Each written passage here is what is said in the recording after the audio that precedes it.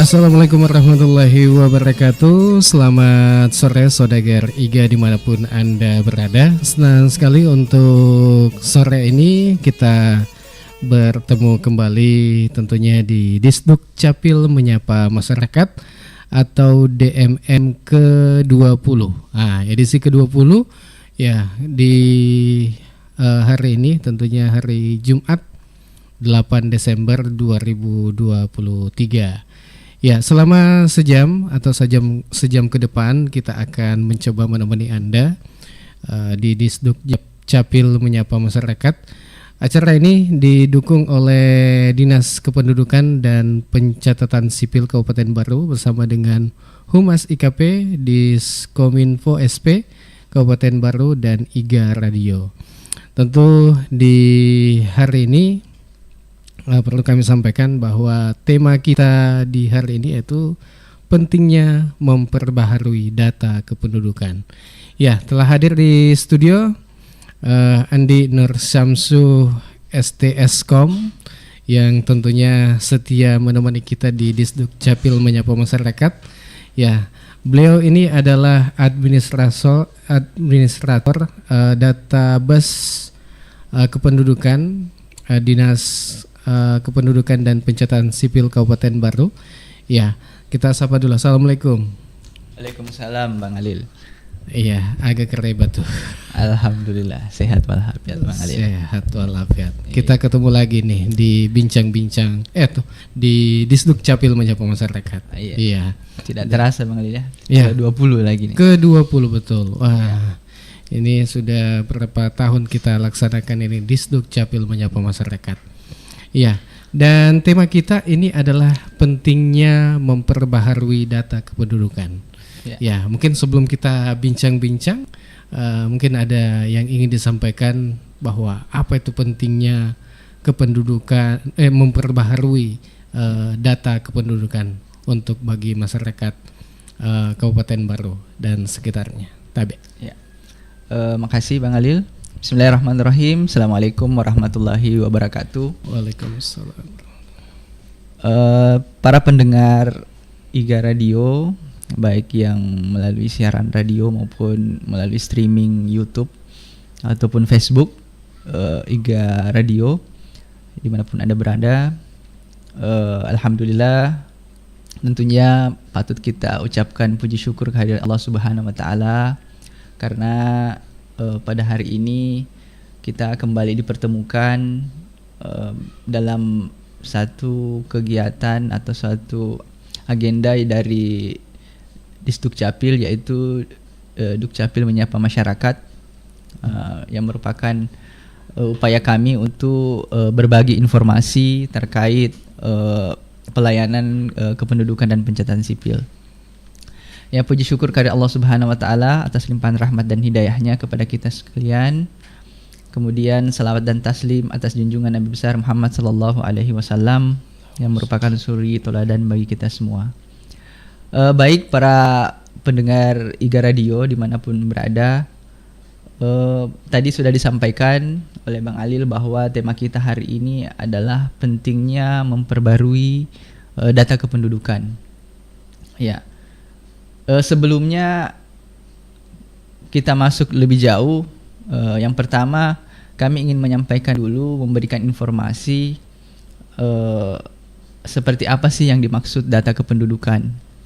Ya, kalau terkait data kependudukan mungkin yang gampangnya itu bahwa semua dokumen yang kita miliki, yang paling gampang mungkin kita tahu itu adalah ada kartu tanda penduduk, ya. Kemudian ada kartu keluarga, ada akte kelahiran dan dokumen-dokumen lainnya, di mana di situ ada elemen-elemen data. Ya. Ada banyak elemen data yang ada dalam dokumen kependudukan, baik itu nama, tempat tanggal lahir, pekerjaan, pendidikan, nama orang tua dan data-data lainnya. Di mana data-data ini ada yang sifatnya dinamis, artinya membutuhkan perubahan seiring dengan peristiwa-peristiwa yang kita alami. Ya, Di kami itu mengenal ada 3 jenis peristiwa yang dimana dari ketiga peristiwa ini mengharuskan kita untuk melakukan pembaruan, ya harus dirubah KTP itu KK-nya misalnya. Yang mana saja itu ada 3 jenis peristiwa yang kita bagi. Yang pertama itu ada namanya peristiwa kependudukan, Bang Alil. Ya, peristiwa kependudukan itu adalah kejadian yang dialami oleh penduduk yang mengharuskan dia untuk merubah dokumennya. Ya, kejadian apa itu? Misalnya dia melakukan mutasi atau perpindahan, pindah wilayah. Ya, yang tadinya di alamat A pindah ke alamat B, atau desa A pindah ke desa B, kecamatan, kabupaten, seterusnya. Itu harus dilaporkan untuk menerbitkan dokumen yang baru sesuai domisili, ya. Kemudian selain itu ada yang disebut peristiwa penting, ya. Tadi peristiwa kependudukan itu lebih ke pindah datang tadi, pindah atau datang ke suatu wilayah. Yang kedua itu peristiwa penting, di mana peristiwa itu kejadian yang dimaksud seperti kelahiran, ya. Ketika misalnya ada pertambahan anggota keluarga, kelahiran itu harus dilaporkan, kematian ya harus dilaporkan, perkawinan, ya perkawinan ini kan bisa merubah status, ya tadinya belum kawin menjadi kawin, kemudian perceraian, kemudian dikenal juga ada istilah pengangkatan anak, ada pengesahan anak, ada pengakuan anak, ya itu semua peristiwa-peristiwa penting. Termasuk perubahan status kewarganegaraan, ya, ya itu seharusnya dilaporkan.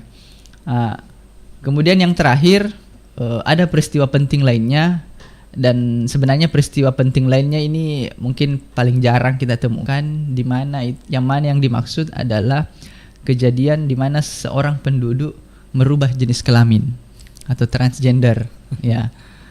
Kenapa ini ada? Karena memang di Indonesia itu ada yang melakukan seperti itu, yang merubah ini, tapi sebelumnya melalui penetapan pengadilan itu ada. Jadi ketiga peristiwa ini itu seharusnya masyarakat melaporkan, ya, dan pelaporannya itu diharapkan bahwa dilaporkan tepat waktu, ya. Yang ada kan sekarang masyarakat melaporkan di saat terdesak, di saat ada keperluan mendesak yang memang mau tidak mau harus dirubah dokumen itu. Inilah yang kita harapkan, adanya perubahan mindset dari masyarakat, adanya perubahan perilaku dari masyarakat kita untuk melakukan pembaharuan. Begitu peristiwa terjadi yang kami sebutkan tadi, ada beberapa, untuk segera dilaporkan, ya. Kenapa itu diperlukan? Yang pertama pastinya untuk kepentingan yang bersangkutan, penduduk itu sendiri, di mana itu bisa memudahkan dia dalam mendapatkan pelayanan publik, ya. Kemudian di sisi lain, kalau di luar dari itu, dari sisi pemangku kepentingan ataupun untuk skala yang lebih besar, ketika kita melaporkan misalnya pendidikan itu dilaporkan begitu ada perubahan, itu kan akan meningkatkan misalnya indeks pembangunan manusia di satu daerah, ya. Yang selama ini mungkin kita lihat, mungkin kita bisa periksa masing-masing di dokumen kita, di kartu keluarga tak terutama, biasa itu anak tak sudah kuliah ya. Yeah. Dibuka-buka kakak, ternyata di situ pendidikannya belum tamat SD. Artinya kalau sudah kuliah mungkin usia sudah 17 tahun ke atas. Artinya apa? Karena data kependudukan, Bang Alil, itu berdasarkan amanat Undang-Undang 24 tahun 2013 yang merupakan perubahan dari Undang-Undang 23 tahun 2006, menyatakan bahwa satu-satunya sumber data yang digunakan untuk alokasi anggaran ataupun keperluan kebijakan di tingkat nasional itu adalah sumber datanya di Dukcapil. Jadi ketika kami melaporkan bahwa di Kabupaten Baru misalnya ternyata masih ada 50% penduduknya yang masih tamat SD. Padahal kondisi realnya di lapangan itu tidak seperti itu. Itu hanya karena masyarakat tidak melaporkan tadi yang peristiwa pentingnya itu atau perubahan pendidikan yang dialami. Nah, inilah sebenarnya yang kami dorong, selalu kita dorong, bahkan saat ini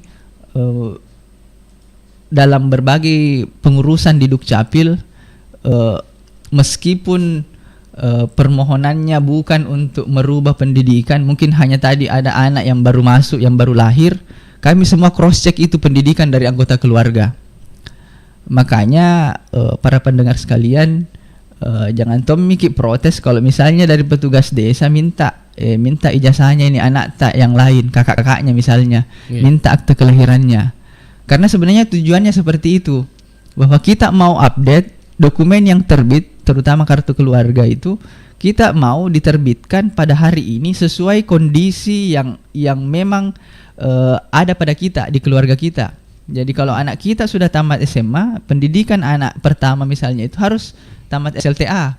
Jangan lagi di situ misalnya tamat SD. Nah, itu yang kita lakukan. Jadi itu maksudnya. Di sisi lain juga beberapa minggu terakhir ini kemarin kami juga disibukkan anak-anak sekolah yang baru mau mengupdate, memperbaiki datanya, termasuk mengupdate pendidikannya, memperbaiki datanya yang ternyata tidak sesuai dengan ijazah. Itu gunanya kami meminta ijazahnya. Itu tadi bahwa di permohonan awal hanya ini menambah anak yang baru lahir. Ketika kami minta ijazah kakak-kakaknya, otomatis kita akan sesuaikan, melakukan pengecekan dan akan memperbaiki jika memang ada yang tidak sesuai, sehingga nantinya anak yang lain ini ketika butuh tidak kewalahan seperti beberapa waktu lalu. Katanya cuma dikasih waktu 1 hari dari sekolah untuk mengupdate, kalau tidak bisa ikut ujian. Ya, artinya yang bersangkutan repot, orang tuanya repot, kami pun juga ikut repot jadinya. Ya, karena itu tadi masih kurangnya kesadaran kita untuk melaporkan tepat pada waktunya. Kemudian tadi disampaikan bahwa apa sih pentingnya, ya itu tadi bahwa selain data kita update di lembaga lain pun ketika misalnya pendaftaran PNS, ya di situ terkadang juga dia mau mendaftar PNS untuk mengikuti tes, ternyata masih belum update pendidikannya. Selain pendidikan ini kasus perkawinan juga ini Bang Alil yang sering. Jadi terutama perubahan peristiwa yang tadinya belum kawin, tahun lalu itu sudah dia menikah misalnya, harusnya dilaporkan itu untuk perubahan status kawinnya. Malah yang kami biasa temukan ada orang tua atau si ayah ini baru anaknya sudah lahir. Ya, anaknya sudah lahir, kebetulan anaknya lagi sakit di rumah sakit. Ternyata kita cek dokumennya, orang tuanya sendiri ini masih berstatus belum kawin. Jadi jangankan data anak yang sudah terinput, anak usia lebih setahun. Ya, jangankan data anak yang terinput, orang tua pun sendiri datanya masih belum kawin di situ. Ya, artinya sudah beberapa tahun ini kejadian tidak dilaporkan. Ya, sedangkan di amanat di aturan itu bahkan diberikan dalam peristiwa-peristiwa tertentu hanya diberikan waktu 60 hari untuk melaporkan peristiwa itu. Makanya di akte kelahiran juga itu ada 2 model, ada 2 kode. Ada akte kelahiran yang lahir umum, ada yang lahir terlambat. Makanya kalau misalnya di Kabupaten Baru kode aktenya itu 7311 LU. Ada juga 7311 LT. Yang LU itu membuktikan bahwa si anak ini dilaporkan sebelum 60 hari dari peristiwa kelahirannya. Nah, itu yang kita harapkan bahwa semua ini. Apa dampaknya lagi peristiwa kematian misalnya yang tidak dilaporkan, di mana ternyata yang bersangkutan ini misalnya tertanggung oleh APBD daerah untuk jaminan kesehatannya, BPJS-nya itu ditanggung daerah. Ya. Peristiwa kematiannya sudah bertahun-tahun yang lalu. Sudah lama, tetapi tidak dilaporkan. Jadi di data BPJS menganggap bahwa ini orang masih aktif, masih hidup. Akhirnya terbayarkan terus. Tiba dilaporkan kematiannya sekarang, pada saat kayak kemarin ini ada pemeriksaan dari BPK, ternyata terlihat bahwa ini sudah ada 1 tahun ini baru dilaporkan. Akhirnya Pemda sudah dirugikan selama setahun ini untuk membayar tiap bulannya itu iurannya. Ya. Jadi seandainya misalnya dana itu digunakan untuk kepentingan yang lain, ini kan sudah istilahnya salah sasaran, ya, merugikan. Mungkin juga bisa orang lain yang menikmati dana itu, karena masih banyak yang butuh untuk didaftarkan, itu tidak jadinya. Ya, jadi melalui kesempatan ini juga, ini kan juga terkait updating kematian yang menjadi apa? Yang menjadi terkadang hambatan ataupun mindset masyarakat selama ini terkait pelaporan kematian ini, khususnya bagi mereka yang mendapat bantuan. Katanya kalau terutama kepala keluarga, ketika kepala keluarga misalnya meninggal dan dilaporkan, nanti terputus bantuannya. Ya. Sebenarnya dari sisi sistem memang hal itu bisa terjadi.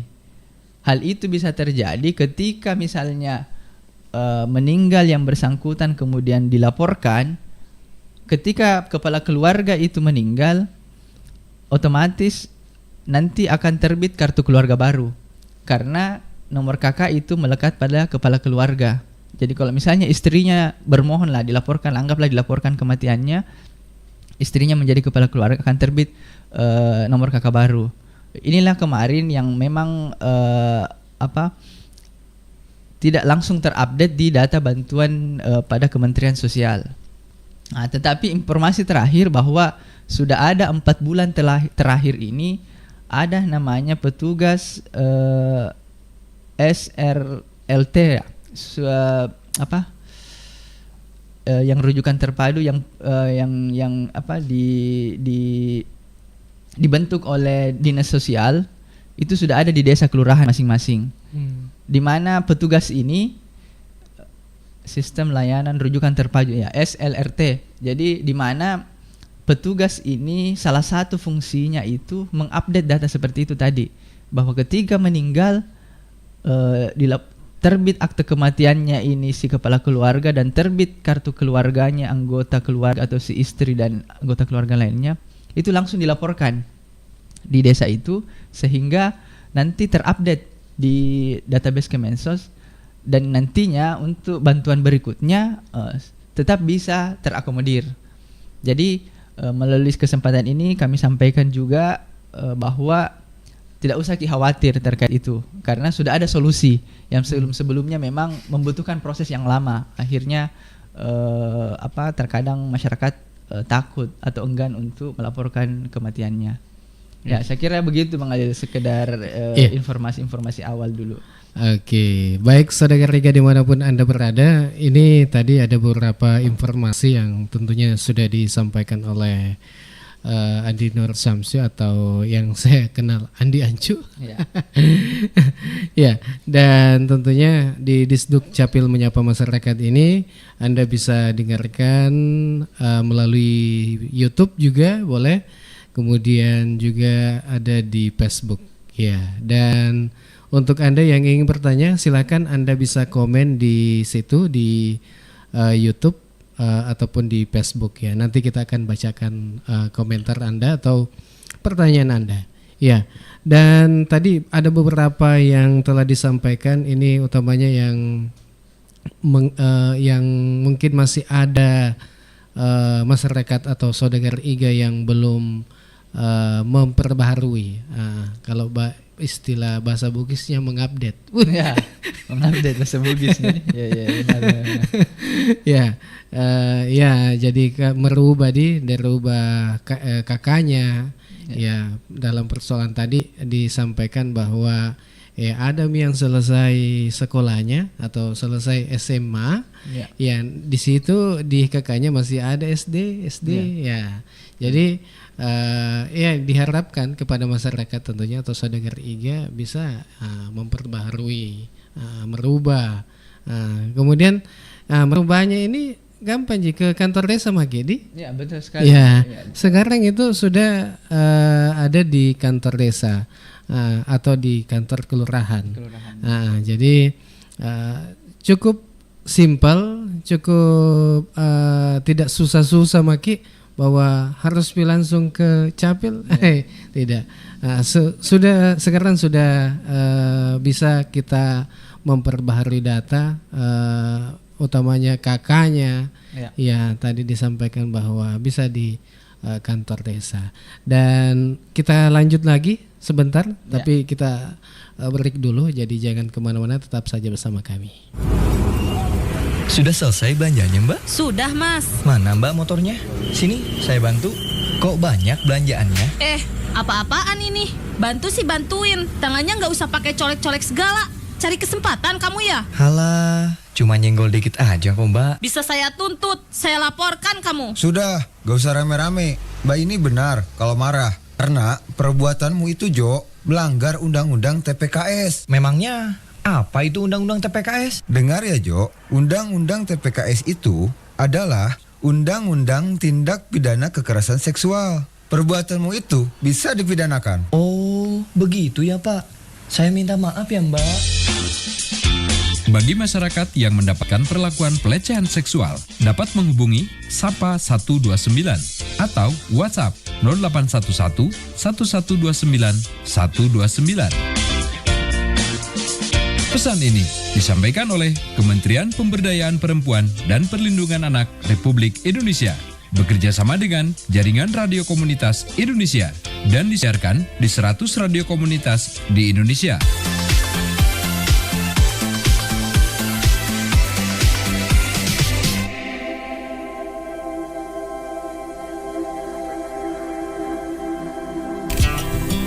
Bismillahirrahmanirrahim. Stop stunting. Wujudkan generasi berencana dengan pengasuhan 1000 hari pertama kehidupan, pemenuhan gizi dan pola hidup sehat.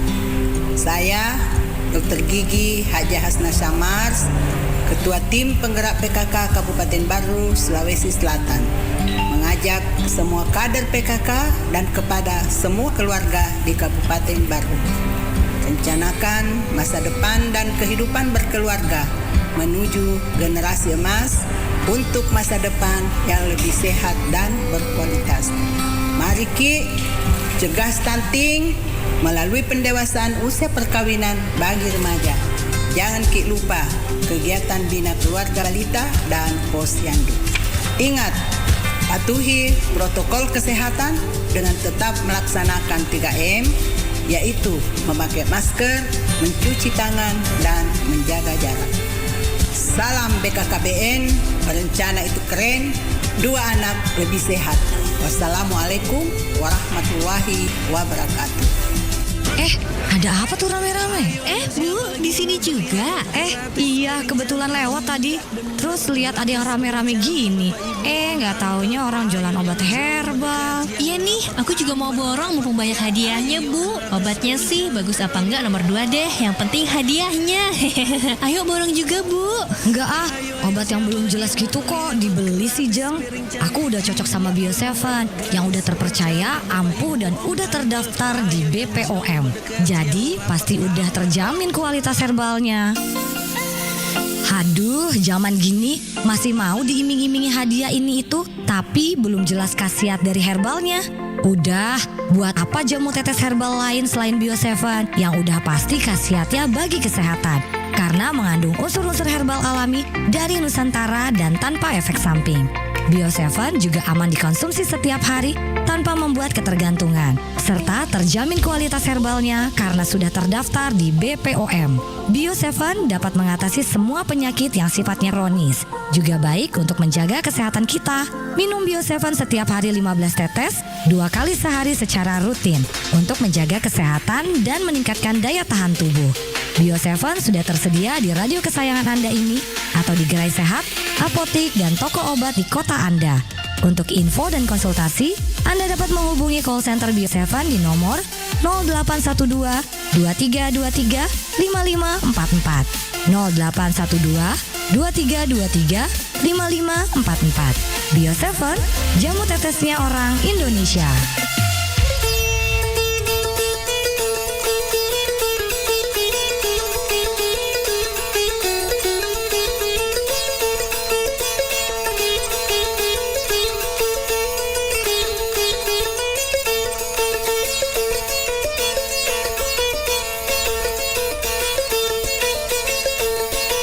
Ya, saudara Riga dimanapun Anda berada, masih di acara Disduk Capil menyapa masyarakat dengan tema pentingnya memperbaharui data kependudukan, dan tentunya ini pentingnya mengupdate data kependudukan ini sesuai dengan amanat Peraturan Presiden nomor 39 tahun 2019 tentang Satu Data Indonesia, yang isinya adalah kebijakan tata kelola data pemerintah untuk menghasilkan data yang akurat, mutakhir, terpadu, dan dapat dipertanggungjawabkan, serta mudah diakses dan dibagikan bagi antar instansi pusat dan instansi daerah. Ya. Dan ini menurut Peraturan Presiden ini nomor 39 tentunya ini menjadi tugas daripada Disduk Capil menyapa masyarakat, ya tentunya untuk menghimbau kepada masyarakat bahwa mari kita memperbaharui data kependudukan. Kalau ada yang mungkin ada yang salah, kalau tadi informasinya bahwa masih ada statusnya di situ, status belum menikah, belum kawin, ya, dan yang terjadi atau sudah menikah, ya, jadi kondisinya sudah menikah. Jadi ya coba kita perbaharui, jangan ada mendesak baru kita perbaharui. Ya, baik, terkait dengan pentingnya memperbaharui data kependudukan ini, Bang Ancu. Ya, jadi apa-apa lagi yang biasa itu yang terjadi nih bagi warga kita di Kabupaten Baru ini, kalau merubah data kependudukannya di Capil ini, mungkin ada yang bisa digambarkan sedikit selain tadi dari statusnya, kemudian sekolahnya gitu. Ya, baik Bang Alil. Jadi di awal tadi kami sampaikan bahwa ada beberapa peristiwa penting tadi kami singgung, termasuk pengesahan anak ini Bang Alil. Mungkin yang masih kita kurang familiar, ya, pengangkatan anak atau biasa kita bilang anak angkat, ya. Ya, jadi pengesahan anak itu atau pengangkatan anak itu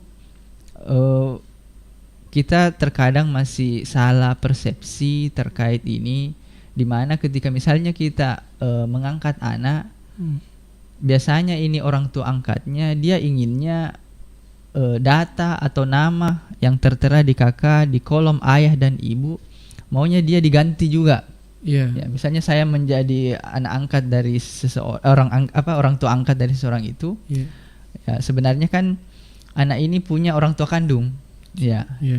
Tetapi karena saya adopsi menjadi anak angkat, di mana anak angkat ini sebelumnya harus melalui penetapan pengadilan, Bang Adil. Ya. Jadi tidak bisa hanya dengan penyerahan saja oleh orang tua kandungnya kemudian itu bisa dinyatakan sebagai anak angkat. Jadi secara regulasi itu harus melalui penetapan pengadilan.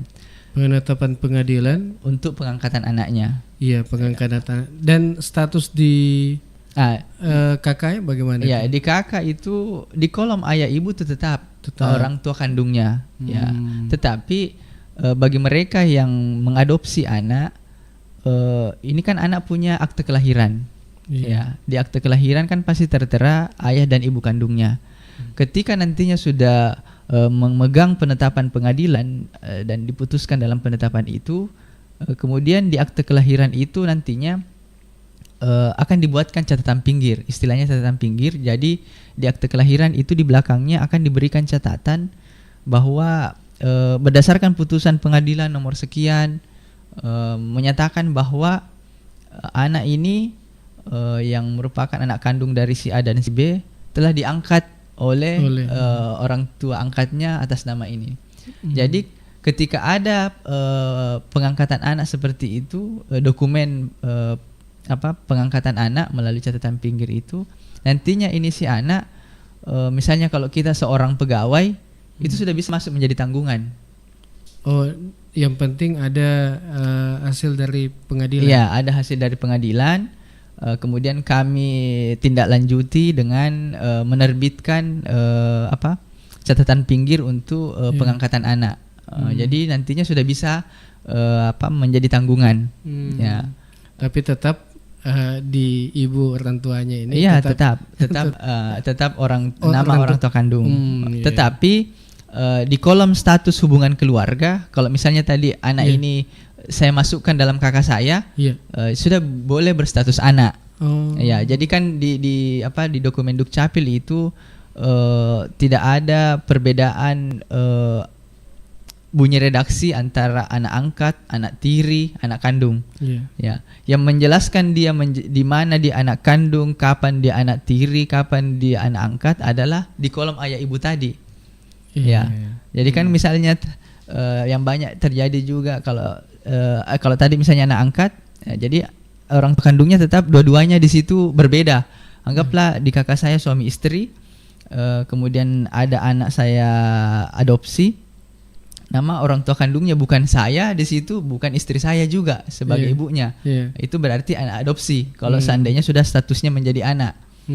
Beda lagi kalau misalnya ada orang yang menikah, yang misalnya saya menikah dengan seorang janda yang sudah punya anak. Ya, ketika digabung dalam kartu keluarga, saya misalnya dari kepala keluarga, kemudian istri, anak dari istri saya tadi itu boleh berstatus anak, tetapi nama ayahnya di situ bukan saya, tetapi suami terdahulunya ini. Itulah makanya saya bilang tadi bahwa di kolom ayah ibu lah yang bisa menjelaskan ini sebenarnya masuk kategori di mana, apakah dia anak kandung, anak tiri kah, ataukah anak angkat. Ya, seperti itu, Bang. Iya. Baik, saudara Riga dimanapun Anda berada, yang tentunya masih bersama kami di sore hari ini, tentu di Disduk Capil Menyapa Masyarakat. Ya, mungkin bisa diulang kembali nih, meskipun mungkin masih ada yang baru mendengarkan saat ini.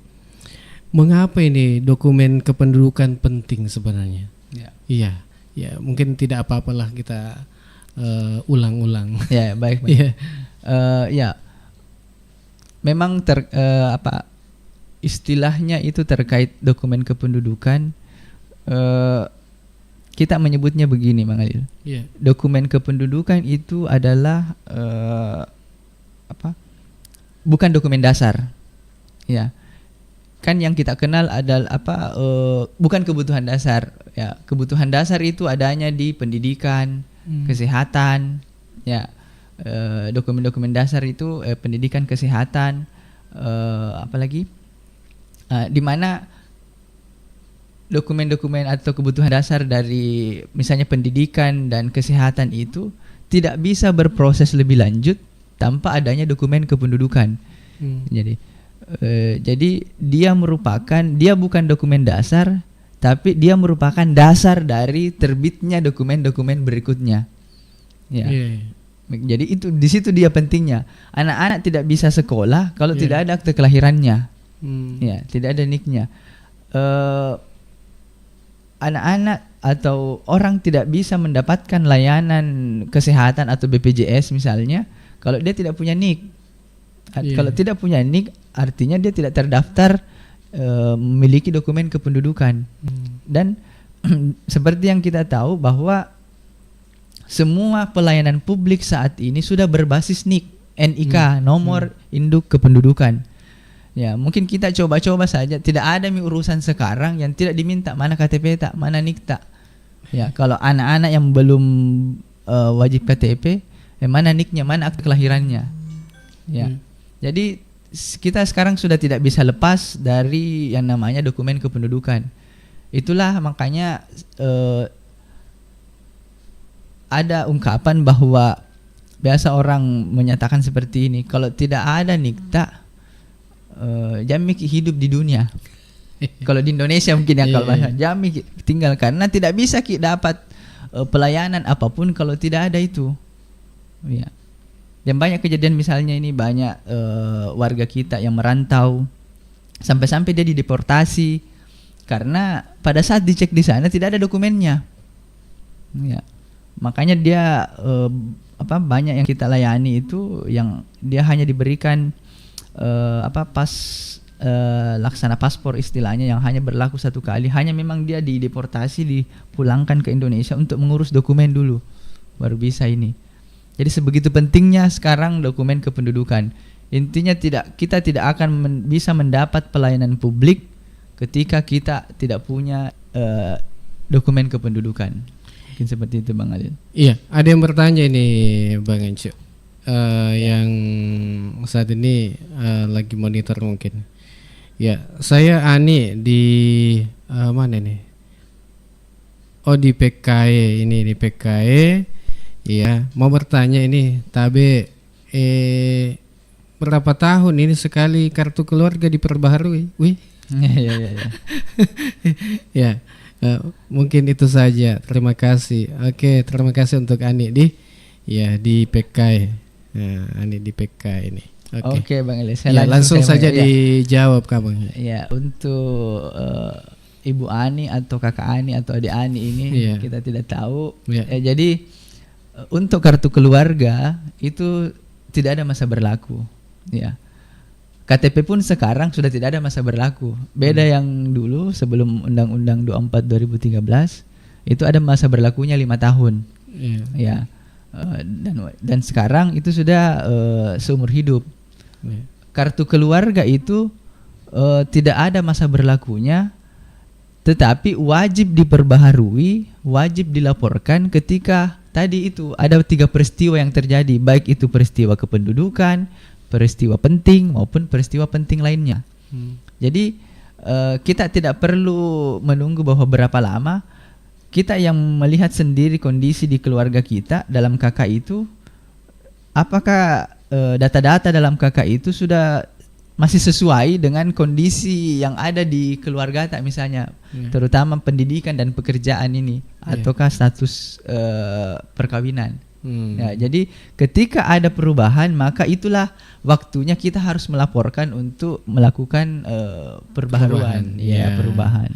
Jadi itu. Kalau ini untuk Ibu Ani, ya kalau ada yang berubah di KK itu, seumpama tadi dijelaskan ada sekolahnya nak tadi, ya seumpama SD masih SD di KK, kemudian kuliah mi anak tak, mesti diubah pin. Kemudian kalau ada mi menikah anak tak, pasti dirubah juga di. Iya betul, ya, harus dirubah. Harus diubah. Ya, wih ada lagi nih. Ani kembali nih. Bisa kayak itu diubah foto KTP. Oh iya. Iya. Mungkin langsung saja. Iya. Ya, terima kasih Bu Ani untuk pertanyaan berikutnya. Sebenarnya secara sistem KTP itu bisa dirubah, foto KTP itu bisa dirubah. Ya, foto KTP bisa dirubah. Cuma memang kita istilahnya menyaring untuk siapa-siapa yang bisa dilayani, dikarenakan stok belangko itu sangat terbatas. Ya, kembali lagi ke stok belangko KTP elektronik sangat terbatas, sehingga yang kami layani saat ini kita mengakomodir untuk melakukan pergantian foto itu di saat misalnya yang bersangkutan itu ada perubahan data dalam KTP-nya. Anggaplah tadi terkait status perkawinan, di KTP-nya belum kawin, dia mau update menjadi kawin, ya otomatis kan nanti pasti akan dicetak kartu tanda penduduk KTP-nya. Ya, pada saat pembaharuan seperti itulah nantinya dilaporkan bahwa saya sekalian ingin melakukan pergantian foto. Itu kita akomodir karena dia mau ganti foto pun atau tidak pasti kita cetak KTP. Jadi ketika ada perubahan-perubahan seperti itu, misalnya pindah domisili, yang tadinya di Desa Lalak Bata pindah ke Lalolang, itu kan pasti nanti KTP-nya dirubah karena ada alamat di situ. Itu boleh nanti dilaporkan untuk update. Pendidikan juga misalnya, yang tadinya belum ada gelarnya di situ, ternyata sudah selesai S1-nya, mau ditampilkan, itu bisa sekalian.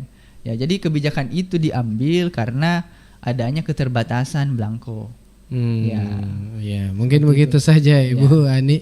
Ya, yang sudah berulang. Ya, ternyata kayak curiga kayak ini foto mungkin dana suka.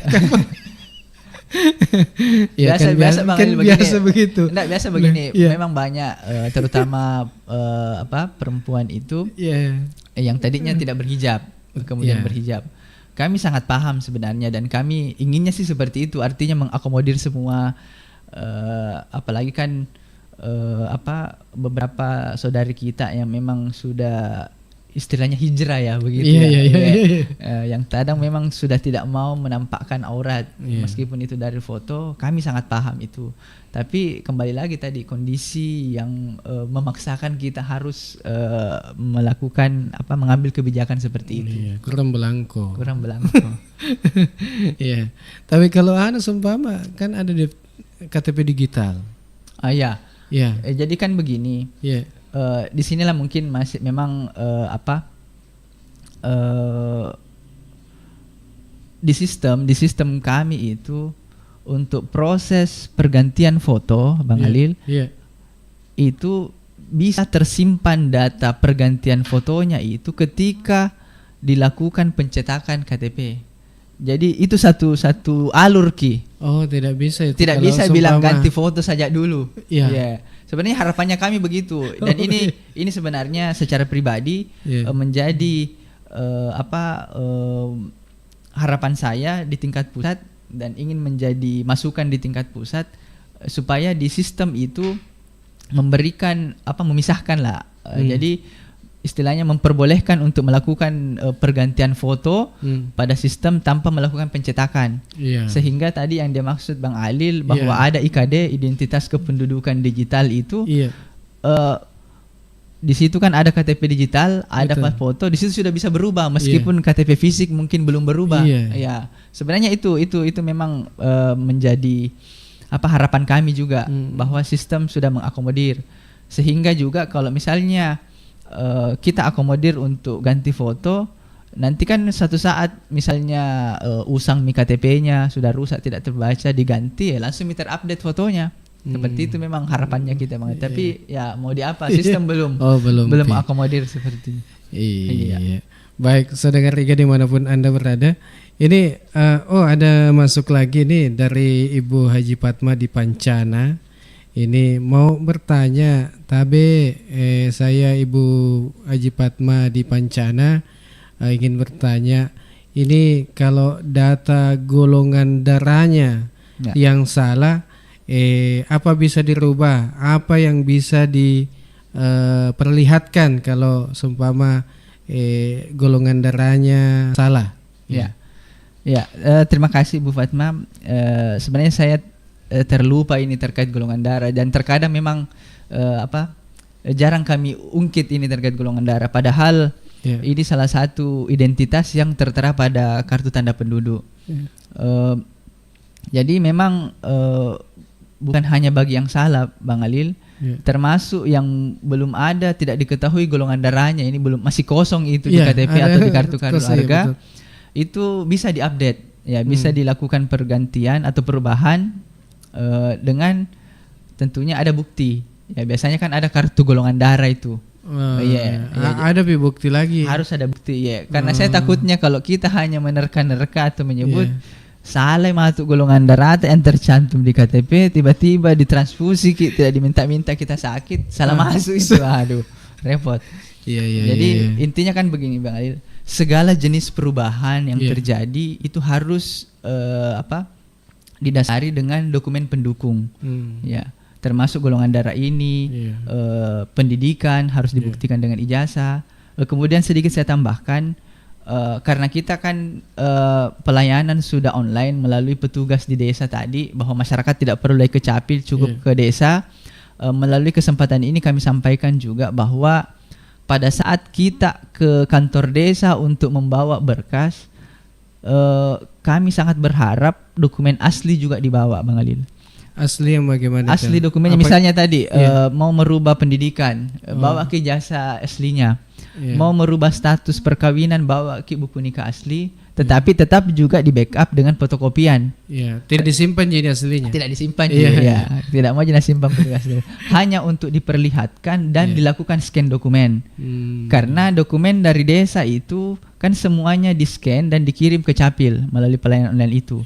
Dan berdasarkan regulasi yang ada bahwa semua jenis pelayanan online itu seharusnya memperlihatkan atau melampirkan scan dokumen asli. Kenapa? Karena ini kan orang tidak lihat fisik. Kami melakukan verifikasi data, berkas yang diupload itu hanya data digital. Makanya untuk meyakinkan kami bahwa ini asli, maka yang harus di-scan di desa itu adalah dokumen aslinya.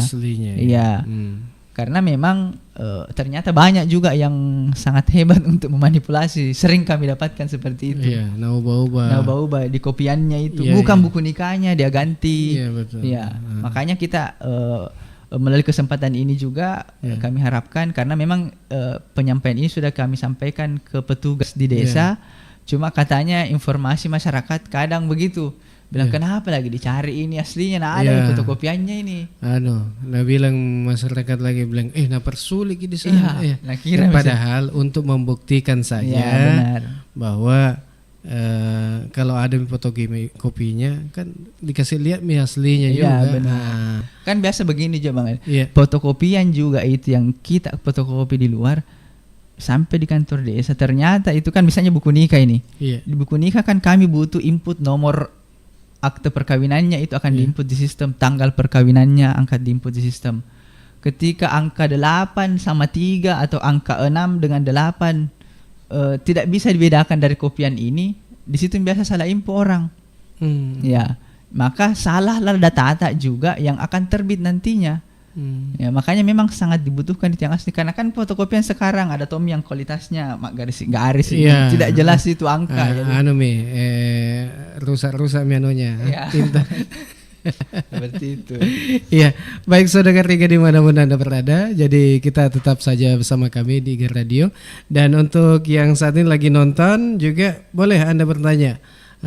Mau bertanya terkait dengan kependudukan, data kependudukan di mungkin di bagi Anda di keluarga kayaknya ada teman-teman mahasiswa Setia ini, Setia Al-Ghazali baru yang juga lagi menonton acara ini.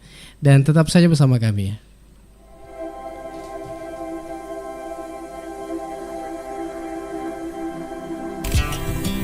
Bismillahirrahmanirrahim. Stop stunting. Wujudkan generasi berencana dengan pengasuhan 1000 hari pertama kehidupan, pemenuhan gizi dan pola hidup sehat. Saya Dr. Gigi Hajah Hasna Syamars, Ketua Tim Penggerak PKK Kabupaten Baru, Sulawesi Selatan, mengajak semua kader PKK dan kepada semua keluarga di Kabupaten Baru. Rencanakan masa depan dan kehidupan berkeluarga menuju generasi emas untuk masa depan yang lebih sehat dan berkualitas. Mari Ki, cegah stunting melalui pendewasaan usia perkawinan bagi remaja. Jangan Ki lupa kegiatan bina keluarga balita dan posyandu. Ingat, patuhi protokol kesehatan dengan tetap melaksanakan 3M, yaitu memakai masker, mencuci tangan, dan menjaga jarak. Salam BKKBN, berencana itu keren, 2 anak lebih sehat. Wassalamualaikum warahmatullahi wabarakatuh.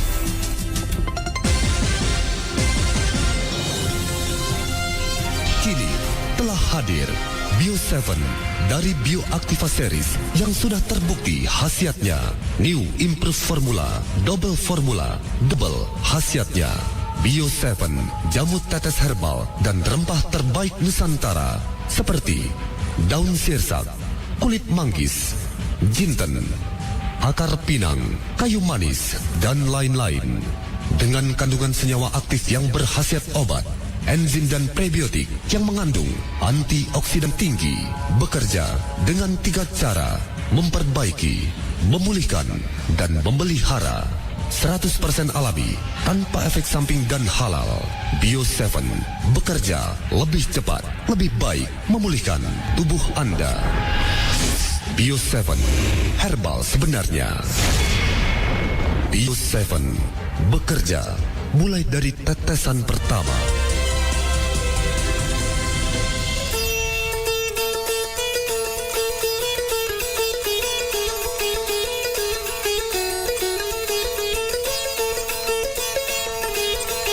Ya, kita kembali lagi di Disduk Japil Menyapa Masyarakat.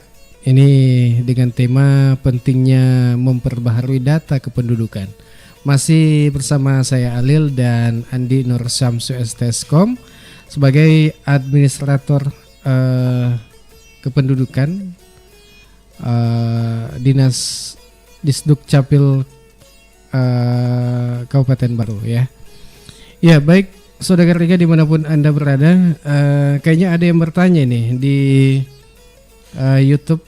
Ada yang berkomen, selamat sore, saya Kadek, izin bertanya kepada pemateri, bagaimana solusi itu Pak kalau ada anak angkat di dalam keluarga yang mengalami KDRT dan tidak melalui sidang.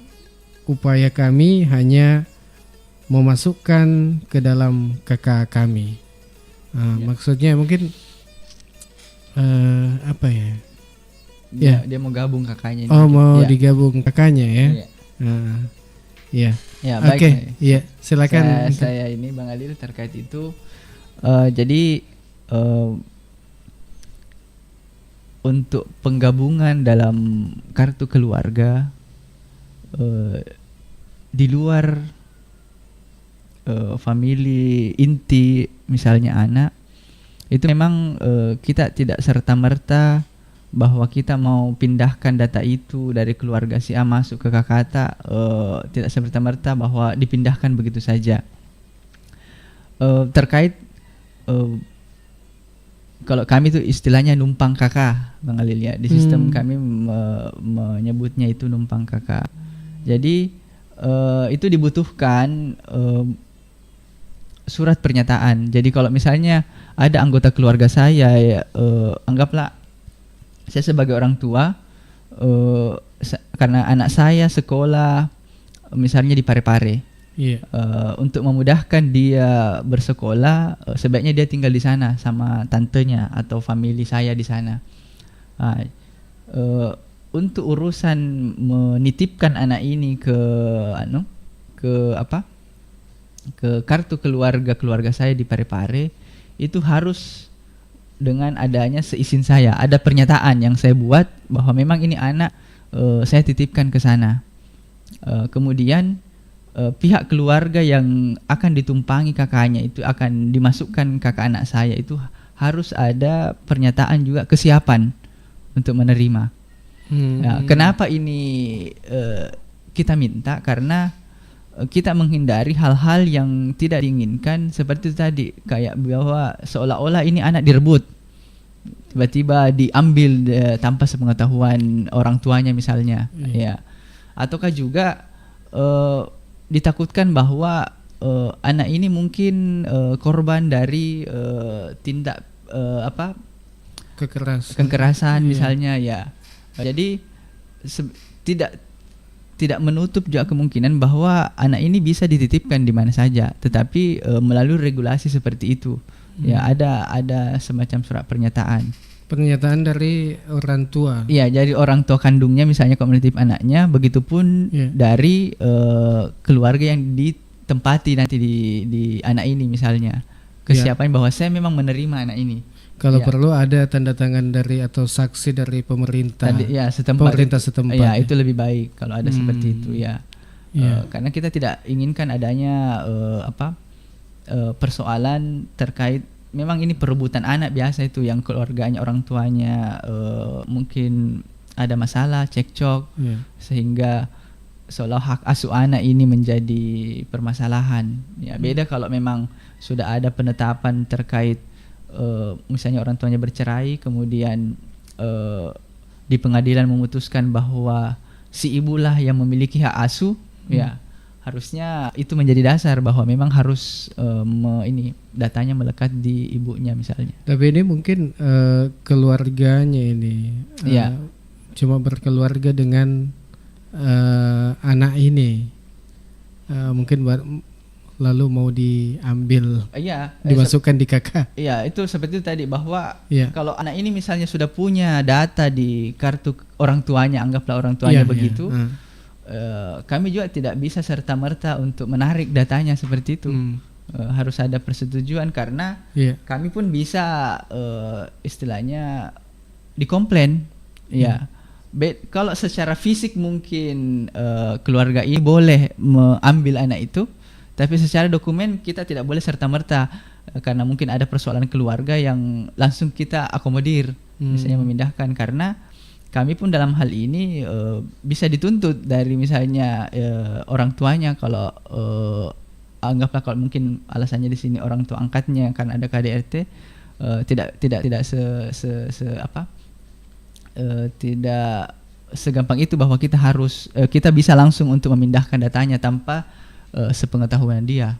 Meskipun secara fisik ya silahkan. Kalau misalnya ini mau istilahnya diasuh. Ya, mungkin ada di langkah apa yang harus dia lakukan? Apakah ke kantor desa atau bagaimana? Ya, kalau saya sih mungkin harus ada mediasi. Ya, ada yang pihak lain yang melakukan mediasi untuk itu.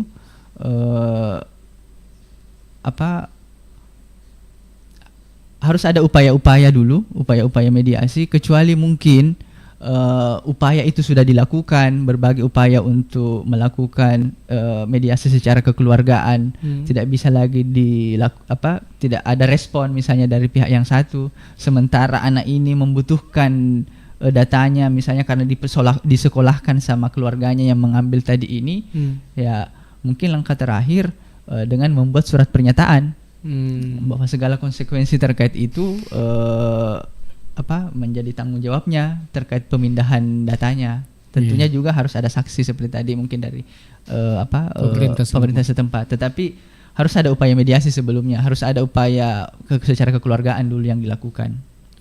Iya, baik, mudah-mudahan ini Kadek Ardiana ya sudah mendengarkan penjelasan dari kami ya. Selanjutnya ini ada Alia Mutia. Assalamualaikum warahmatullahi wabarakatuh. Waalaikumsalam warahmatullahi wabarakatuh. Saya Alia Mutia ingin bertanya, apa akibatnya jika data kependudukan tidak diperbaharui, dan adakah dampaknya dalam pemerintahan? Ya, mungkin bisa Ibu Alia ini tadi sebenarnya sudah kita singgung di awal bahwa kerugian yang dialami dari tidak update-nya data itu sebenarnya dipastikan kembali ke yang bersangkutan dalam hal ini. Misalnya tadi mungkin Alia mungkin ini dalam masih berstatus sebagai pelajar atau mahasiswa, ataukah sudah tamat seperti tadi, yang harusnya pendidikannya sudah sarjana di kartu keluarga. Pada saat anggaplah tahun ini ada pendaftaran CPNS, kita ingin melakukan pendaftaran CPNS. Ternyata di kartu keluarga itu masih pendidikan terakhir SMP SLTK di sisi lain tempat kita kerja itu mengharuskan kita data di dokumen kependudukan itu harus update, artinya sesuai dengan karena yang dibutuhkan misalnya S1 di pendidikannya harus diupdate. Untung-untung pada saat dalam waktu yang singkat proses pendaftaran, pada saat kita mengajukan misalnya di Capil karena mendesak mini untuk perubahan, untung-untung kalau semuanya berjalan lancar, karena ini kan bagaimanapun juga kita bergantung pada sistem, ada jaringan apa. Ketika ada kendala bagaimana? Kemudian banyak Tommy dilayani. Artinya kita di kasus ini kita bisa saja tidak jadi ikut mendaftar CPNS hanya gara-gara kita terlambat melaporkan. Itu mungkin salah satu contoh dampak secara pribadi. Di pemerintahan tadi sudah dijelaskan, terutama karena data kependudukan ini merupakan satu-satunya sumber data yang digunakan untuk sumber data perencanaan. Makanya tadi ketika untuk selama ini kan kami diminta dari OPD lain, diminta berapa sih jumlah penduduk Kabupaten Baru yang sudah punya buku nikah. Dari laporan yang kami pernah rilis, hanya 50% yang berstatus kawin itu memiliki buku nikah. Yang lain ini tidak memiliki. Iya, bukan sebenarnya tidak memiliki Bang Alil. Dia punya tapi belum dilaporkan. Karena sistem juga ini baru di beberapa tahun terakhir itu, makanya di kartu keluarga sekarang ada 2 jenis status perkawinan, status kawin. Ada disebut kawin tercatat, ada kawin tidak tercatat. Yang kawin tercatat ini bagaimana? Yang kawin tercatat itu bagi mereka yang melaporkan buku nikahnya untuk diupdate ke database-nya Capil. Artinya ada buku nikahnya yang sudah kami input. Itulah cek dulu kakak. Mungkin Bang Ali sendiri nih Bang, bisa saja tidak terupdate itu. Begitu. Jadi otomatis dalam hal ini pemerintah tidak memperoleh data akurat untuk proyeksi penduduknya, bahwa kondisi lapangan tidak sesuai dengan data yang ada. Begitupun dari sisi kebijakan pembangunan bisa berdampak karena tidak diupdate. Misalnya pendidikan tadi, yang harusnya di Kabupaten Baru yang perlu dibangun itu adalah misalnya sekolah SMP. Tetapi karena dilihat masih terlalu banyak yang berpendidikan SD, makanya mungkin lebih fokus lagi saja dulu nih dibantu adalah SD. Padahal yang membutuhkan adalah SMP karena harusnya sudah terupdate pendidikannya. Mungkin itu contoh-contoh yang menjadi contoh real yang bisa terjadi ketika data tidak terupdate. Seperti itu. Baik, terima kasih untuk Alia Mutia. Itu tadi penjelasan dari Pak Andi Nur Samsu ya. Dan terakhir ini ada terima kasih ini dari Kadek Ardiana. Terima kasih jawabannya yang sangat luar biasa. Oke, jadi surat pernyataannya apakah harus dari orang tua laki-laki atau boleh dari ibu juga, Pak? Karena ini kan ceritanya orang tua anak ini sudah pisah. Ya mungkin bisa ditambahkan. Sebenarnya begini, siapa Kadek Ardiana? Ibu ya? Iya, mungkin ibu, ya. Jadi masalah surat pernyataan itu siapa yang membuat? Sebenarnya ini mungkin harus penelusuran kembali ke dokumennya dulu, karena kita harus lihat ini dokumen anak sekarang ikut sama siapa. Ya, jadi mungkin untuk lebih jelasnya ini kita konsultasi langsung dengan membawa dokumennya, atau kita lakukan pengecekan di sistem. Ini anak sekarang statusnya ikut dalam kartu keluarganya siapa? Ya, karena Jangan sampai saya bilang bapaknya saya ini, ternyata ini anak ikut sama ibunya ataupun sebaliknya. Ya, jadi untuk langkah-langkah apa yang harus diambil atau siapa yang membuat surat pernyataan, mungkin lebih baiknya Bang Alil untuk kasus ini kita diskusikan langsung. Ya, bisa datang ke kantor, bisa temui saya. Kita bisa diskusikan sambil kita melakukan pengecekan di sistem. Ya, karena terkadang kondisi yang ada di data itu berbeda dari yang mungkin kita tahu di luar. Ya, seperti itu. Baik. Untuk Kadek Ardiana ini diundang langsung ini sama Pak Andi Nur Samsu untuk datang ke Disduk Capil untuk untuk membahas terkait kasus ini ya. Ya, jadi untuk lebih lanjut ya silakan hubungi Andi Nur Samsu di Disduk Capil baru ya. Baik, terima kasih banyak ini atas partisipasi Anda yang sudah gabung di acara Disduk Capil Menyapa Masyarakat. Kayaknya sudah lewat ini waktu. Ya, tapi tidak apa. Ini untuk bagaimana masyarakat kita mengetahui bagaimana pentingnya ini memperbaharui data kependudukan. Ya, baik, mungkin ada kesimpulan. Ya, mungkin singkat saja. Baik, silakan. Ya, baik, Bang Alil. Mungkin sebelum saya menyimpulkan, sebelumnya saya ingin mengucapkan terima kasih dulu buat ini adik-adik yang mahasiswa Setia Al Ghazali mungkin, dan kami pun menaruh harapan bahwa adik-adik yang mendengarkan informasi ini, harapannya itu agar bisa disebarluarkan informasi ini atau diinformasikan paling tidak di keluarga kita, ataupun setelah mendengarkan ini kembali melihat dokumennya masing-masing, cek langsung kakak ini yang ada di rumah, dan kalau memang tidak update silahkan update segera. Ya, saya kira mungkin itu yang yang penting, bahwa jangan kodam mengurus pada saat terdesak, selalu melakukan pengecekan, pelaporan begitu ada perubahan peristiwa yang terjadi di kita. Saya kira demikian. Iya, baik. Untuk Anda semua, sekian kita di acara Disduk Capil Menyapa Masyarakat DMM ke-20. Jadi jika ada salah kata, mohon dimaafkan karena Alil dan Andi Ancu cuma manusia biasa yang tak luput dari kesalahan. Dari Jalan Semangka nomor 95 Abu Ngilal Bata, kami mohon pamit. Wassalamualaikum warahmatullahi wabarakatuh. Waalaikumsalam warahmatullahi wabarakatuh.